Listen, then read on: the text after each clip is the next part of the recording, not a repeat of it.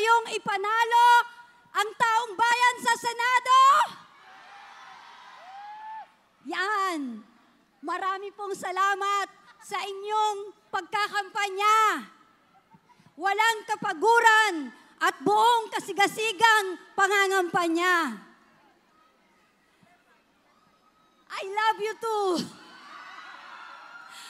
Alam niyo po, ngayong kampanya napatampok natin na ang kalusugan ay batayang karapatan na tulad ng edukasyon dapat gawing libre ng pamahalaan.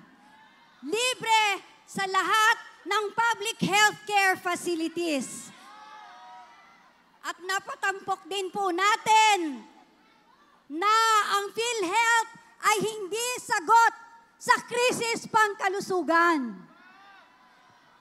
Napakarami po nating nakausap ng mga manggagawang pangkalusugan, administrasyon ng mga ospital.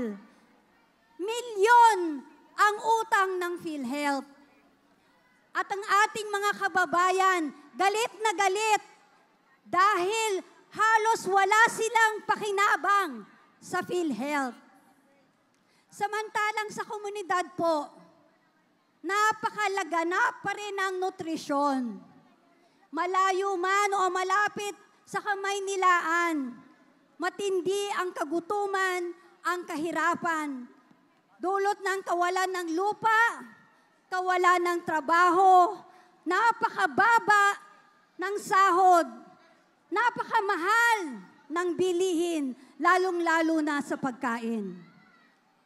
Kaya po, samahan niyo ako at ng Makabayan Coalition para po tayo ay manguna sa pagbabago sa ating lipunan.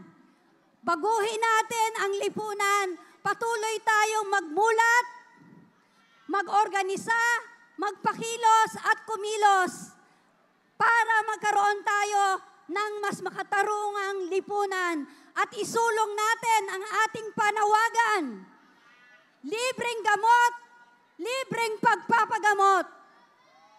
Sistemang pagkalusugan na mas makatao, mas makamasa, mas makabayan. Sa isang lipunan na tunay na makatarungan. Serbisyo sa tao, huwag gawing negosyo. Serbisyo sa tao, huwag gawing negosyo. Number 4 po sa balota para sa kalusugan ng taong bayan, andamo sa Senado.